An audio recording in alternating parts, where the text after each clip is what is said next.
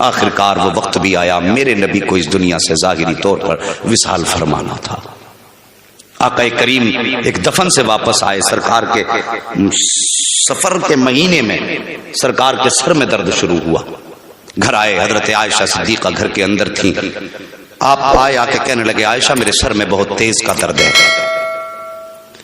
جیسے اتنا کہا حضرت عائشہ کہتی ہیں آقا آج میرے بھی سر میں درد ہے۔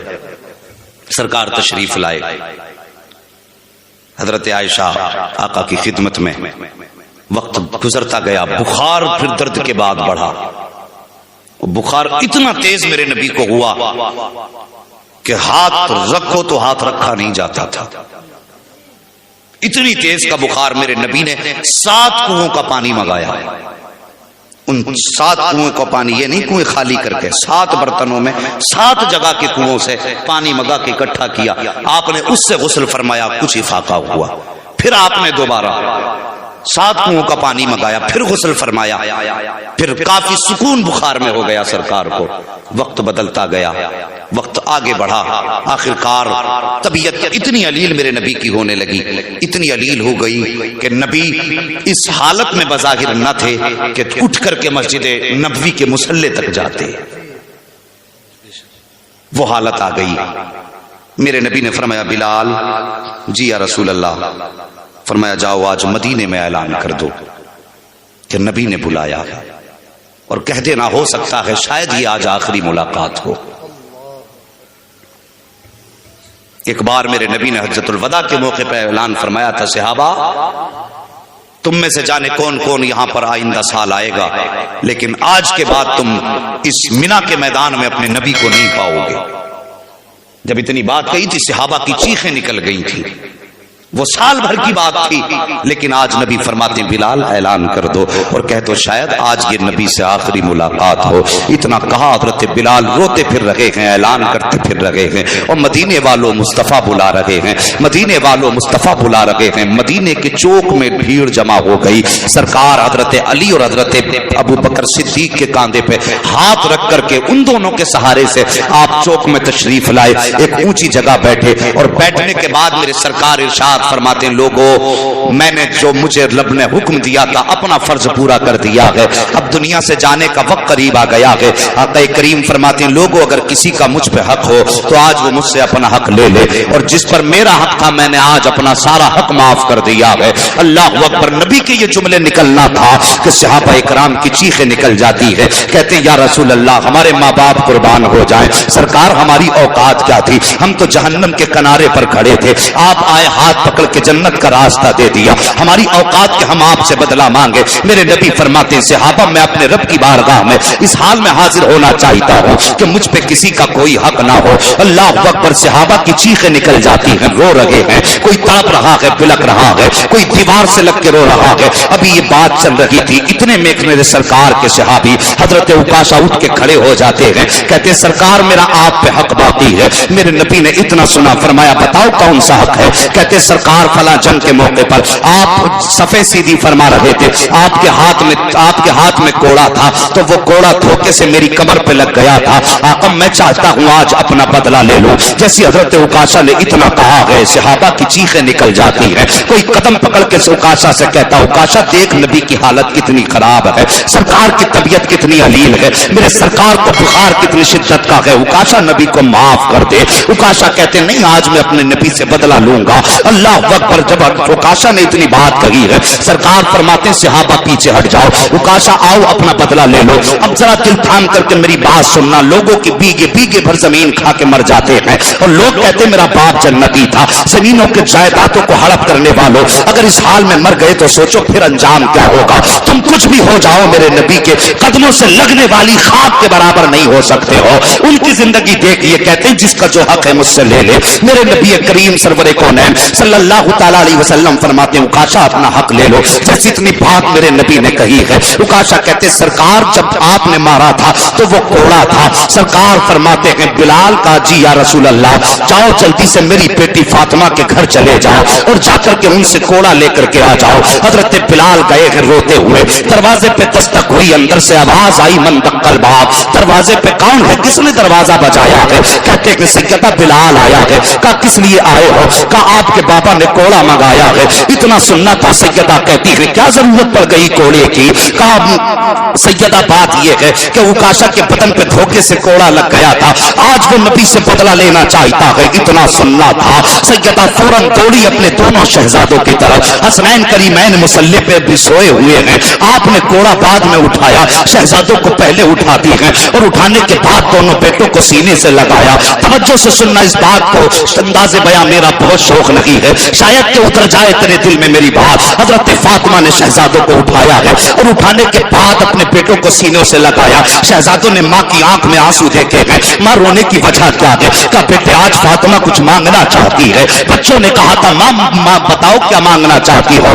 جان بھی تمہاری ہے، مال بھی تمہارا ہے، جو کہو گی ہنستے ہنستے دے دیں گے۔ تب حضرت فاطمہ نے دیوار پر ٹنگا کوڑا اٹھایا اور اٹھانے کے بعد شہزادوں کے پاس آئی ہے۔ کہا لو شہزادوں، سنا ہے کہ عکاشہ نانا سے تمہارے بدلہ لینا چاہتے ہیں، اے میرے بیٹے یہ کوڑا لے کر کے چلے جاؤ، کسی بھی صورت میں جا کر کے عکاشہ کو منا لو، اگر تمہارے ہوتے ہوئے میرے باپ کے بدن پہ ایک بھی کوڑا لگ گیا تو شہزادوں تمہاری ماں تمہیں معاف نہیں کرے گی۔ اللہ اکبر! اتنا شہزادوں نے سنا کہ چیخ نکل جاتی ہے۔ کوڑا لیا کہ حضرت بلال سے کہتے ہیں چاچا جلدی چلیے، وہاں لے چلو جہاں ہمارے نانا ہے۔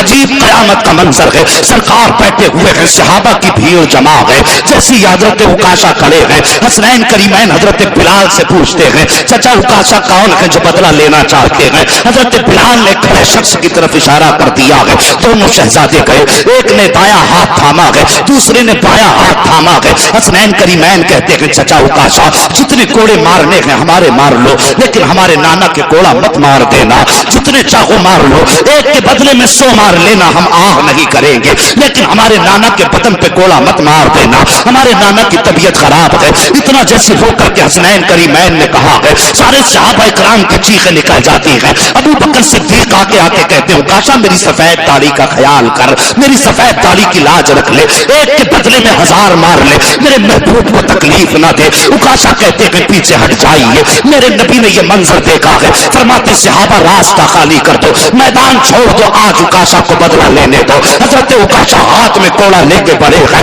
شہزادوں نے پڑھ کے پھر دامن تھام لیا ہے، اے چچا عکاشہ اگر ہمارے نانا کے کوڑا لگ گیا تو ہم اپنی ماں فاطمہ کو جا کر کے کون سا منہ دکھائیں گے؟ مہربانی کرو ہمارے نانا کو کوڑا نہ مارو۔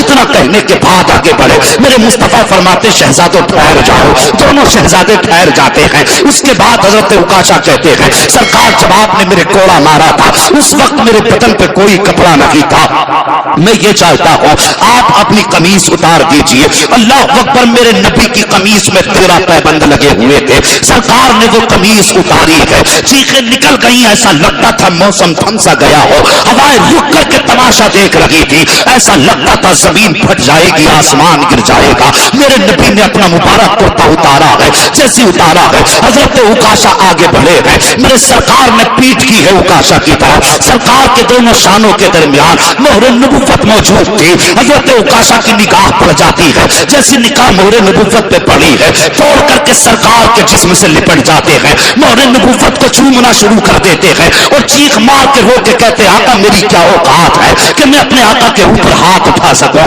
سرکار ہمیں تو وقار آپ نے دیا ہے، ہماری عزتیں تو آپ سے محفوظ ہوئی ہے، تو سرکار ہم کون ہوتے ہیں آپ سے بدلہ لے سکیں؟ سرکار جان بھی دے دیں گے تب بھی آپ کی غلامی کا حق ادا نہیں ہو سکتا ہے۔ آقا فرماتے عکاشہ بتا تو صحیح پھر تو نے یہ کام کس لیے کیا ہے؟ عکاشہ کہتے ہیں آقا آپ کو فرماتے سنا ہے کہ جو بھی مصطفیٰ کے جسم سے ٹچ ہو جائے گا اس جسم کو جہنم کی آگ نہیں جلائے گی۔ سرکار میں یہ چاہتا تھا کہ آپ کا جسم میرے جسم سے لگ جائے، آج میرا جسم آپ کے جسم سے لگ گیا ہے، نبوت کے لبوں پہ مسکراہٹ آئی ہے۔ آقا فرماتے ہیں صحابہ اگر تم میں سے کوئی یہ چاہتا ہے کہ کسی جنتی کا چہرہ دیکھے، آؤ میرے عکاشہ کا چہرہ دیکھ لو، جس نے عکاشہ کو دیکھ لیا ہے اس نے جنتی کا چہرہ دیکھا۔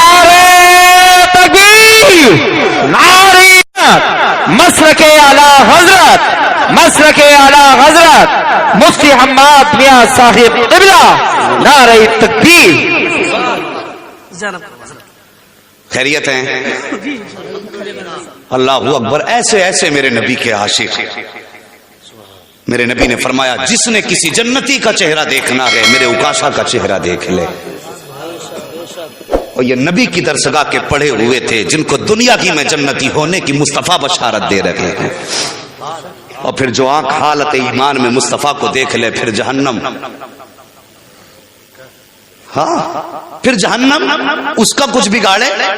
اللہ اکبر، یہ تو ان کی عاجزی تھی کہ ساری ساری رات روتے رہتے تھے، ورنہ سچ تو یہ ہے جنت بنی ہی نبی کے صحابہ کے لیے ہے۔ ہم اور آپ تو ان کے صدقے میں بخشے جائیں گے، ہمارے اور آپ کے ایسے اعمال نہیں کہ جنت کے ہم عمل کی بنیاد پہ حقدار ہوں۔ سچ تو یہ ہے کہ وہ مصطفیٰ کے دیوانے ہی جنت کے حقدار ہیں،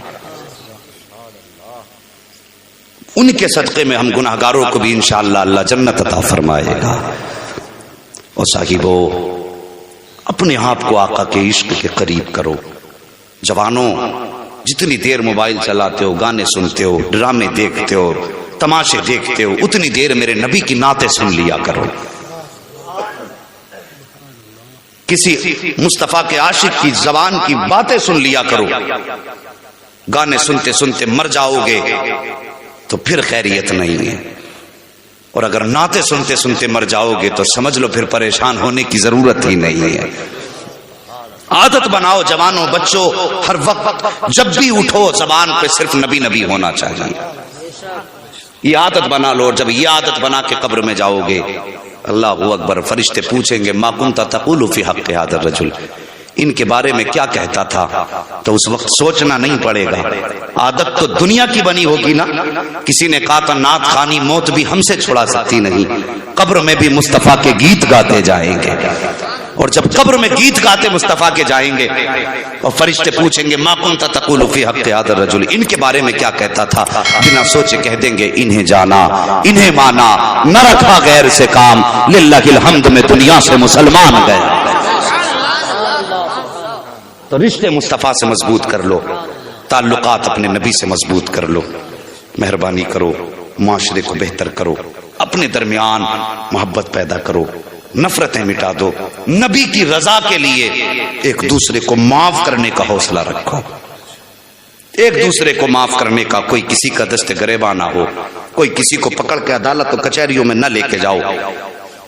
تم میں سے نقصان کسی کا بھی ہو، جیت کسی کی بھی ہو، ہار کسی کا بھی ہو، نقصان مدینے والے کا ہوتا ہے۔ میں نے مانا کہ میں آگے ہوں کیس میں تو پیسہ تو گیا نا، آقا کی امت کا پیسہ گیا نا، تو مہربانی کرو، سرکار کے امتی ہونے کے لحاظ سے ایک دوسرے کو معاف کرنے کا جذبہ رکھو، کوئی کسی کو گھسیٹنے کا، نیچے کرنے کا جذبہ نہیں۔ یہ سوچا کرو بس ہم وہ کریں گے جس سے خدا بھی راضی ہوگا، مدینے والا مصطفیٰ بھی راضی ہوگا۔ بڑی قربانیوں کے بعد یہ دین ہم تک پہنچا ہے، بڑی مشقتوں کے بعد۔ ہم نے تو جانا ہی نہیں دین کتنی مصیبتوں سے ہم تک پہنچا ہے۔ نبی کی بیٹی حضرت فاطمہ الزہرا کی باتیں تو اکثر سنی ہیں، آج نبی کی بڑی بیٹی سیدہ زینب کی داستان سن لو۔ 10 منٹ کا وقت دیں گے ابھی؟ سبحان اللہ، ذرا بول دو یا رسول اللہ۔ ہے جی، جب مجمع عاشقوں کا ہونا تو پھلکاری صاحب بولتے ہوئے بھی دل لگتا ہے۔ یہ ضروری نہیں اسٹیج پہ 50,000 کی سجاوٹ ہو تب بولنے میں مزہ آئے، چاہے جنگل ہو سامنے مصطفیٰ کے عاشق بیٹھے ہوئے۔ ہاں ایک بھی بہت ہے، اگر ایک عاشق سامنے ہو تو یار زندگی گزر جائے گی نبی کی باتیں کرتے کرتے۔ ہے بریلی کا امام عاشق ہی تو ہے جو آج ساری دنیا اعلیٰ حضرت کے نام کے نعرے لگا رہی ہے۔ وجہ کیا تھی؟ انہوں نے زندگی نبی کے نام کر دی اور نبی نے ساری دنیا امام احمد رضا کے نام کر دی ہے۔ ہاں یہ سچائی ہے۔ اب توجہ کیجئے، نبی کی بیٹی، آؤ تمہیں بتاؤں کتنی قربانیاں صحابہ نے اور مصطفیٰ کے چاہنے والوں نے دین کے لیے دی ہے۔ ہمارا تو کچھ لگا ہی نہیں اسلام پہ، ہمیں کیا پتا ہو کہ اسلام کیسے آگے بڑھا۔ ابھی میرے نبی نے اعلان نبوت نہیں فرمایا، نبی کی بڑی صاحبزادی حضرت زینب رضی اللہ تعالی عنہ، آپ ان کا نکاح اعلان نبوت سے پہلے ہی کر چکے تھے۔ اس وقت کلمہ نہیں تھا، جس وقت اعلان کیا تھا اسلام کا اعلان نہیں ہوا تھا، یہ بات سمجھ لیں۔